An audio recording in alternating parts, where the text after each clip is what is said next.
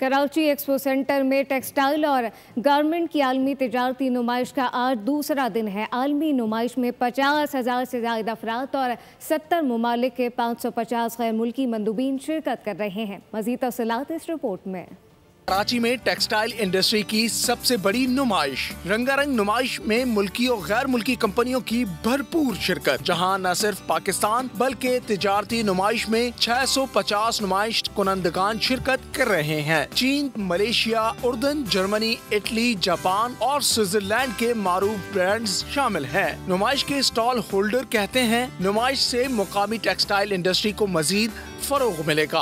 अच्छे और लोगों को इनवाइट भी करना चाहिए, यहाँ पे बहुत ज़रूरी होते हैं। एक एग्जीबिशन का फ़ायदा ये होता है ना, एक रूफ के नीचे हर तरह की प्रोडक्ट मिल जाती है। जो आजकल के हालात हैं, ऐसे हालात में ये बिज़नेस के लिए बहुत अच्छी चीज़ है।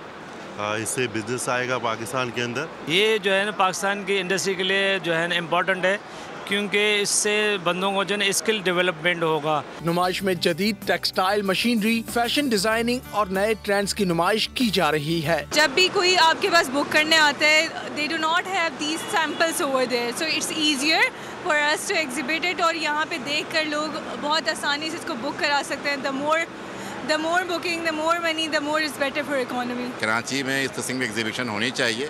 ये पाकिस्तान की तरक्की के लिए और कराची की तरक्की के लिए बहुत ज़रूरी है ये। और ये मल्टी नेशनल लोग हैं यहाँ पर माशाल्लाह, और देखकर मैं बहुत मुतासिर हुआ हूँ मैं। कराची में जारी ये नुमाइश 14 अप्रैल तक जारी रहेगी। टेक्सटाइल इंडस्ट्री की सबसे बड़ी नुमाइश पाकिस्तान की टेक्सटाइल इंडस्ट्री को जदीद खुतूत पर इस्तवार करने का जरिया बनेगी। कैमरामैन नज़ाकत अली के हमरा मरियम हसन, बोल न्यूज़, कराची। सब्सक्राइब करें और बेल दबाएं ताकि कोई खबर रह न जाए।